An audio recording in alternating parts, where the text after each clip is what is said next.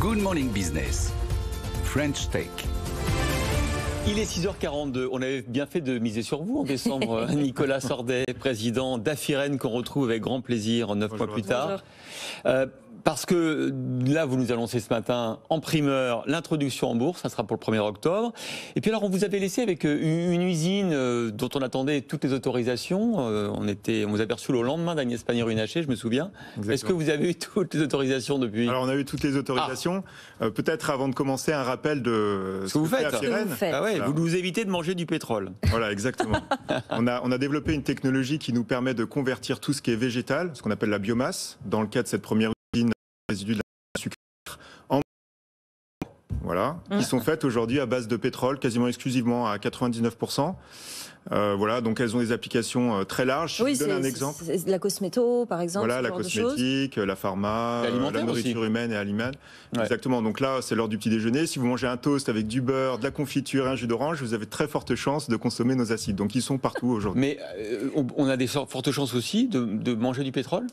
Exactement. Par exemple, en quoi on trouve des protéines ou des molécules fabriquées à partir de pétrole dans le petit déjeuner ? C'est des conservateurs en fait. Donc il y a beaucoup de molécules aujourd'hui qui sont faites à base de chimie, à base de résidus pétroliers justement ou de dérivés. Voilà, donc nous on apporte on apporte ces molécules par des molécules bio, enfin biologiques, pas forcément bio vertes, mais biologiques quoi. Biologiques et faites à base de végétaux exclusivement. Alors, votre première usine, elle en est où déjà ? Alors, déjà, le point important, c'est qu'on est en ligne avec ce qu'on vous avait annoncé quand on s'était vu. On n'a pas menti, on a tenu nos engagements. Ça, c'est une de nos spécificités. On est ambitieux, mais on essaye de il le faut quand on va en bourse. Voilà, exactement. Vous avez vu, Valneva, quand on tient pas, alors c'est peut-être pas de leur faute, mais enfin bon, moins 40% hier. Exactement. Donc nous, on est en fin de construction, fin d'année, avec un démarrage de production fin Q1 de l'année prochaine.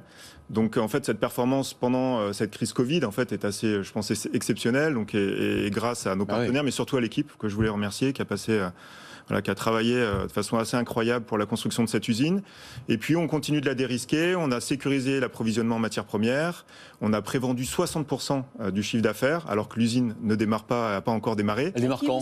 Elle démarrera fin Q1 2022. D'accord. Voilà. Et ce cumul de chiffre d'affaires sur long terme, c'est 150 millions d'euros de commandes. Donc, pour une société comme nous, c'est quand même important. Et justement, vous dites que les commandes ont déjà commencé. À qui vous vendez ces biomolécules ? À des acteurs du monde des ingrédients, de la nourriture humaine, du pet food, donc chien-chat, de la chimie. On fait des lubrifiants pour les moteurs, etc. Donc c'est très vaste, c'est très varié. Dans mon souvenir, vous êtes même implanté sur le site de Total, c'est ça ? Exactement. C'est une belle image de reconversion d'un site industriel pour passage à la chimie un petit peu de demain, la chimie verte. Voilà, comment est-ce qu'on est capable de répondre à cet enjeu environnemental, ce réchauffement climatique ? On a vu cet été les feux de forêt.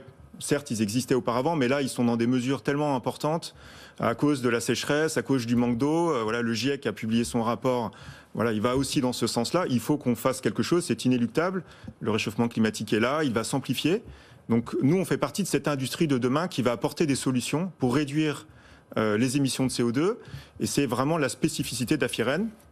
Remplacer le pétrole, mais aussi, pas de déchets, pas de consommation d'eau, et une réduction drastique des émissions de CO2. Vous êtes une brique, en quelque sorte, de ce monde de demain, finalement, plus vert, effectivement, préconisé par le GIEC. Vous êtes nombreux sur ce secteur. Vous avez beaucoup de concurrents à commencer à développer ces biomolécules. Alors, aujourd'hui, on est très en avance par rapport à nos concurrents. C'est aussi l'objet de cette IPO, c'est d'aller vite. Déjà parce que le climat, finalement, le nécessite, de faire cette mutation rapide.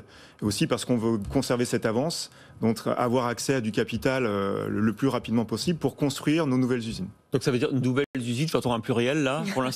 Pour l'instant, la première va donc ouvrir fin premier trimestre 2022. Exactement. La deuxième, ça sera où ? La deuxième, on travaille sur 2 scénarios, un scénario Asie, un scénario États-Unis, parce que nos produits sont consommés à l'échelle mondiale. C'est un peu plus de 13 milliards de dollars de chiffre d'affaires. Donc on veut s'implanter au plus près de nos clients. On a vu la crise de supply chain là, depuis quelques temps. On est dans une logique de consommation locale pour réduire les émissions. Donc on a une approche territoriale et globale. Adossé aussi à un site industriel sur le même modèle que celle de...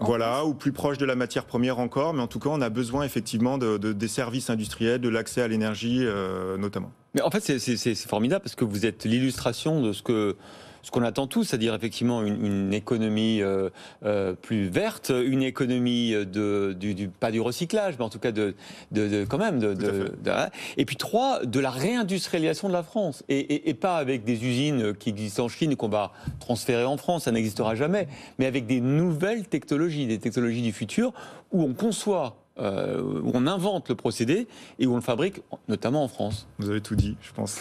Bon, et du coup, l'introduction en bourse, 1er octobre, vous recherchez 70 millions d'euros. Voilà. Ça suffit, ça, pour faire une ou deux usines aux États-Unis? Ça suffit parce qu'on a aussi, comme on est dans cette logique et cette thématique environnementale forte, on peut avoir accès à des financements non dilutifs et de la dette verte, par exemple.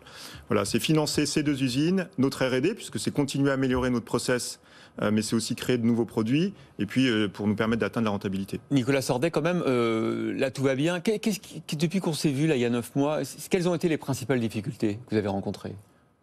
Finalement, en fait, c'est plutôt bon. C'est la construction. Quand vous faites construire votre maison, vous avez aussi des problèmes. Ça reste quelque chose qu'il faut gérer.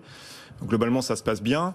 Et en fait, j'ai envie de vous dire que tout s'accélère pour nous permettre d'arriver sur le marché. En fait, on est vraiment sur un train qui est très positif. Voilà, exactement. Donc, on a plus de points positifs que de difficultés, pour être très honnête. La taille de votre usine, celle prévue aux États-Unis, celle prévue en Chine, ce sont les mêmes. On imagine forcément que ça va être forcément plus grand. Mais voilà, l'idée, c'est de pouvoir financer des usines un petit peu plus grandes que celle-ci, 12-70 millions. Pour être capable justement d'avoir une part de marché un peu plus importante et donc d'améliorer encore notre rentabilité. Voilà, donc 70 millions aujourd'hui, 50% de ces 70 millions sont déjà sécurisés, ont déjà été souscrits avant le lancement qui a lieu aujourd'hui. Jusqu'au 27 septembre. Voilà, jusqu'au 27, avec des acteurs de référence, Sofinova et Crédit Agricole Centre-France, qui sont vraiment nos actionnaires initiaux.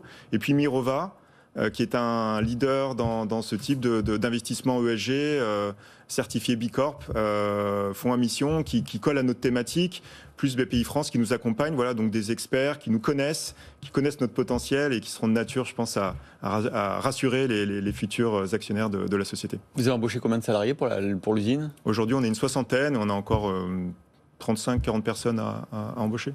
Voilà, écoutez, on est content de vous avoir revu en voyant que votre feuille de route est bien suivie là. Nicolas Sordet, président d'Afiren. Merci beaucoup. Retenez bien ce nom.